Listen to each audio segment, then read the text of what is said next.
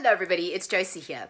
Today's video is requested and inspired by one of my amazing subscribers, Moonbook. They were looking for a video on books that feature relationships between sisters, so featuring sisters. And I thought that was a lovely idea, and actually I've realised that I've read quite a few books where you have these kind of interesting relationships between sisters, where the story focuses on kind of sisters and how they interact, and sometimes good relationships, sometimes bad relationships, sometimes on the periphery of the story. But it's a theme that I really like in books. I obviously like books that feature strong female characters, and these kind of books where you've got that familial relationship between two sisters, I think always makes for an interesting narrative and an interesting different kind of tension. So I've picked a few off the bookshelves, different genres, different types of books, and yeah, I thought I'd talk about them.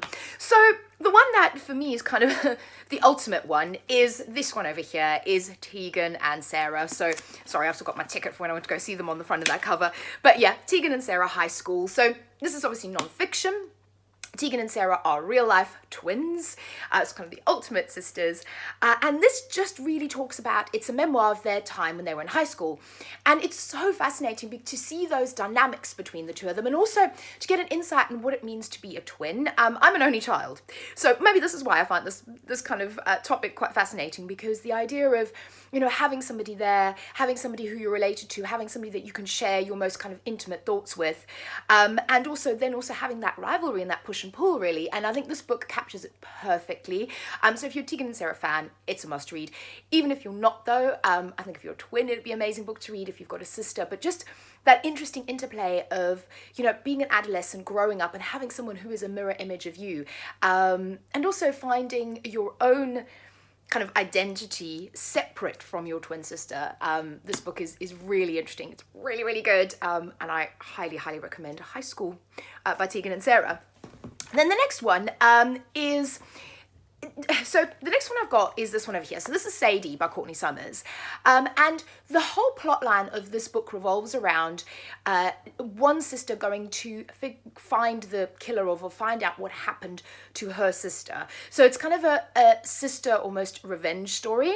And it's really interesting because you never see the interaction between them, but you kind of read in flashbacks, and then you also kind of go on this quest to find out what happened to my sister, who hurt her, and I want to get revenge for that. So I think this is an interesting take on that kind of dynamic between sisters. And then following on the kind of the crime route is this one over here, is The Devils Mixtape by Mary Leno.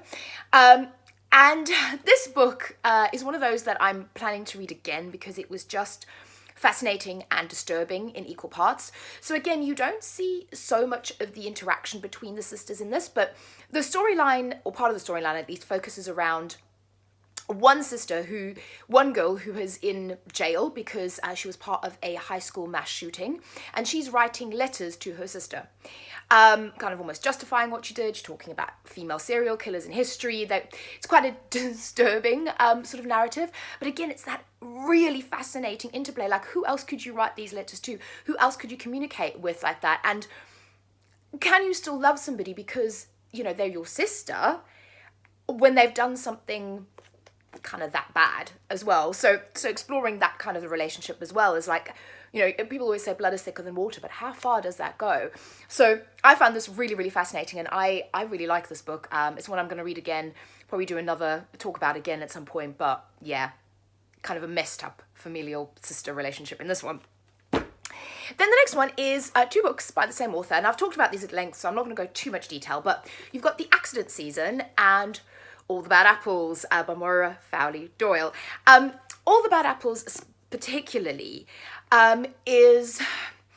so in both of these you have sisters, you have families. Both of these focus around families, family secrets, things that you've been told in terms of family curses, mythology, and kind of uncovering the truth.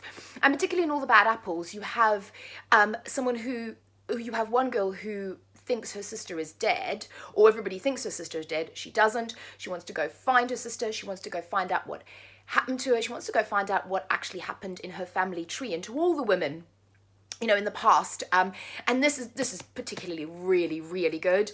And I think these are two great examples again of kind of that sister relationship, and how complicated that can be. And also kind of the secrets you keep from each other.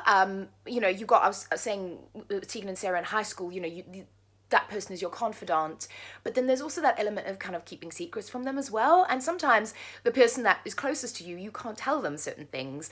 So it's really interesting and kind of exploring those dynamics, particularly in All the Bad Apples. And again, going back in the generations and looking at the past generations of your family and the women, you know, and the sisters in the family, and seeing what happened to them, and you know, how they dealt with that, and how they were seen, and you know, how they were seen as bad because they did things that didn't necessarily fit in with what people wanted them to do and what people wanted them to behave. So this focuses on abortion, female sexuality.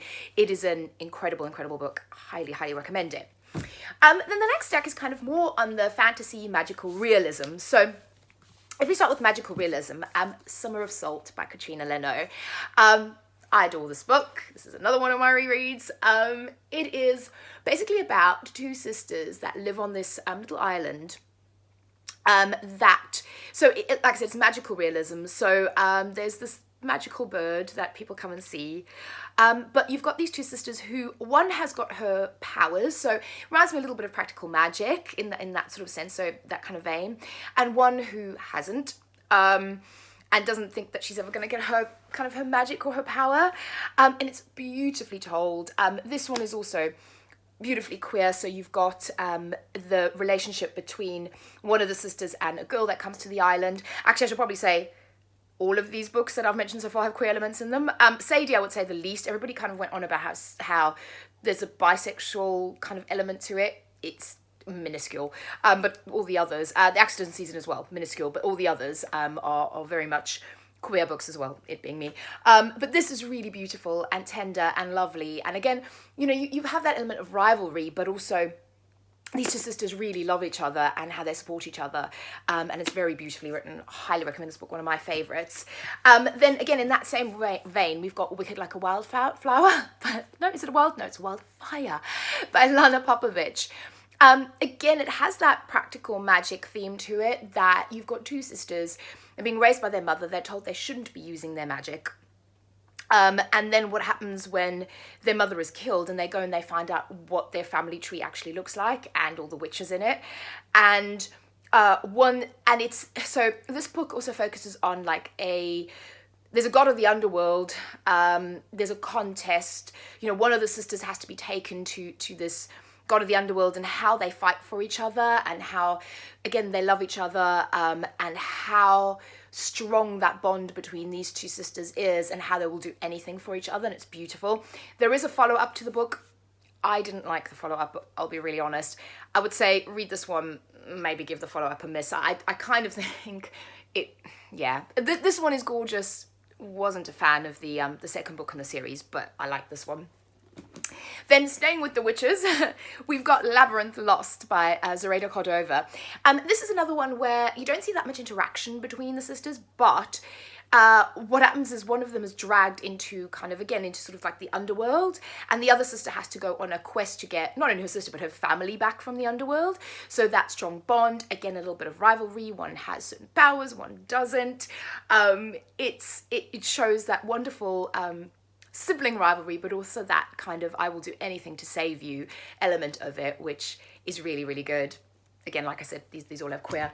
And then the last one is Slayer.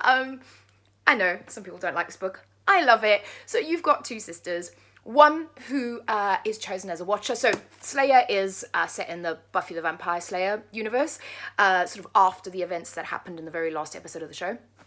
And you kind of have most of sort of Slayerdom being wiped out, and you've got the small enclave left where you've got watchers.